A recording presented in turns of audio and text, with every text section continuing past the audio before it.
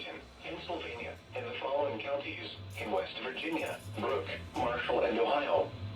The National Weather Service in Pittsburgh has issued a severe thunderstorm warning for south central Jefferson County and east central Ohio, northeastern Belmont County and east central Ohio, western Washington County and southwestern Pennsylvania, Ohio County in northern West Virginia, Marshall County in northern West Virginia, Brooke County in northern West Virginia, until 7:15 p.m.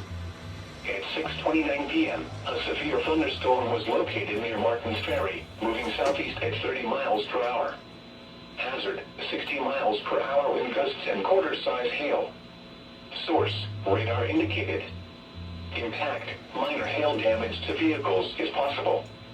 Expect wind damage to trees and power lines, resulting in some power outages.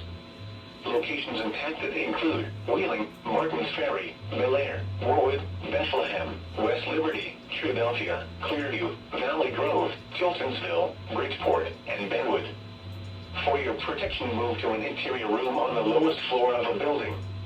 Please report severe weather by calling 412-262-1988, posting to the National Weather Service Pittsburgh Facebook page, or using Twitter at NWS Pittsburgh.